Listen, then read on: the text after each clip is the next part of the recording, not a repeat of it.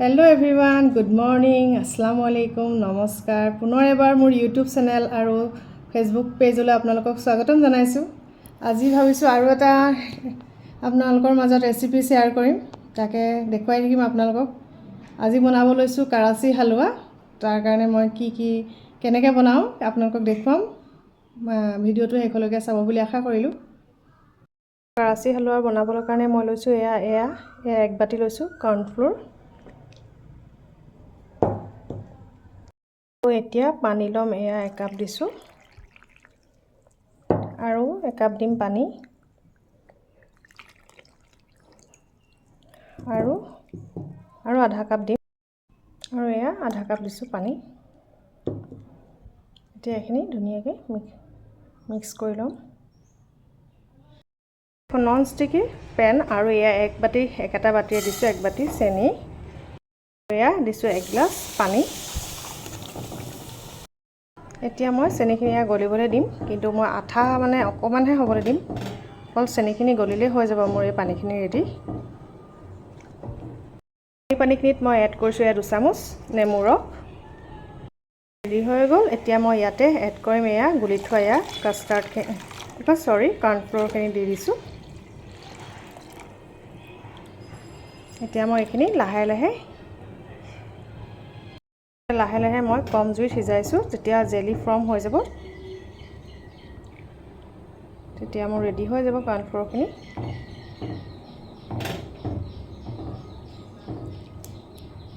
এয়া 5 মিনিটত মোৰ এয়া দেখিছে কৰ্ণফ্ল'ৰখিনি জেলি নিচিনা হৈ গ'ল। এতিয়া ইয়াতে মই মিলাম ফুড কালাৰ। 1 চামুচ দিছোঁ অৰেঞ্জ কালাৰ ফুড কালাৰ আৰু এয়া ধুনীয়াকৈ মই এইখিনি মিলাই দিছোঁ। গেছটো একদম চিম কৰি থৈছোঁ। এড কৰিছোঁ 1 চামুচ দেশী ঘিউ আৰু এই হালোৱাখিনি বনাবলৈ মই আপোনাৰ 10 চামুচ দেশী ঘিউ ব্যৱহাৰ কৰিম। এতিয়া লাহে দি থাকিম, একেলগে নিদিওঁ দেশী ঘিখিনি। এতিয়া এইখিনিও মই ধুনীয়াকৈ মিলাই থাকিম আৰু ইয়াৰ যেতিয়ালৈকে ধুনীয়া এটা টেক্সচাৰ নুঠে তেতিয়ালৈকে মই দেশী ঘিউখিনি দি থাকিম।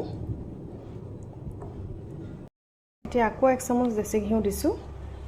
এড কৰিছোঁ কেইটামান ইলাচি গুটি। এতিয়া মই ড্ৰাই ফ্ৰুটছ এড কৰিছোঁ। এয়া দিছোঁ কাজু আৰু আলমণ্ড।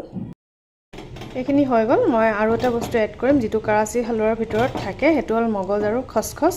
আজি মোৰ ওচৰত মগজটো নাই, এয়া খচখচ পপি চিডছ, এইখিনি এড কৰি দিম আৰু এতিয়া ধুনীয়াকৈ এইখিনি লৰাই দিছোঁ। একদম হোটেলৰ নিচিনা দেখিবলৈ হৈছে নাই? কমেণ্ট বক্সত কমেণ্ট কৰিবচোন। কৰাচী হালোৱা ৰেডি হৈ গ'ল। এতিয়া মই এয়া 3-4 ঘণ্টাৰ কাৰণে ফ্ৰিজত ভৰাই ঠাণ্ডা কৰিম। বাটাৰ পেপাৰ নাই কাৰণে মই লৈছোঁ এখন বহী কাগজ আৰু এনেকুৱা এটা লৈছোঁ।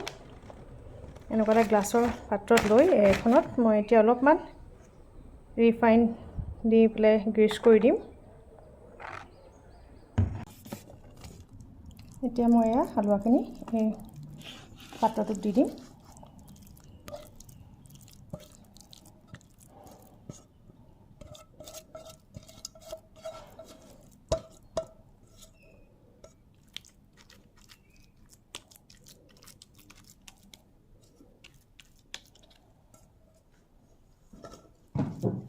আৰু এই ধৰণে ধুনীয়াকৈ মিলাই দিম।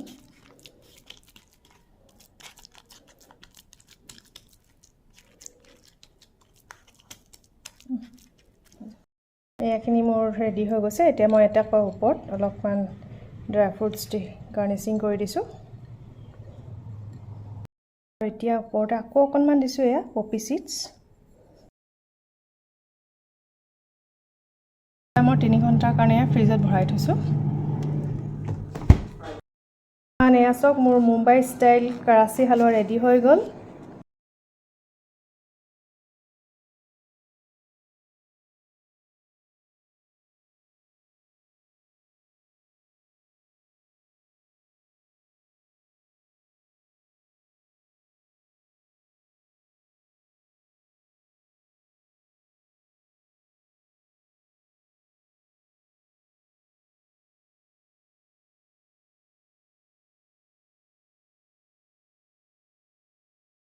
হেল্ল' এভৰিৱান, এয়া চাওক মোৰ মুম্বাই ষ্টাইল কৰাচী হালোৱা ৰেডি হৈ গ'ল। মোৰ ৰেচিপিটো চাই কেনেকুৱা পালে কমেণ্ট বক্সত কমেণ্ট কৰিব আৰু নতুনকৈ চাই থকাসকলে মোৰ YouTube channel Shabnam kitchen and blogs আৰু ফেচবুকত শবনম জাহান বুলি পাব মোক ফ'ল' কৰিবলৈ নাপাহৰিব আজিলৈ আহিছোঁ পুনৰ আকৌ এটা নতুন ৰেচিপি লৈ আপোনালোকৰ মাজত আহিম মই শবনম আজিলৈ আহিছোঁ বাই বাই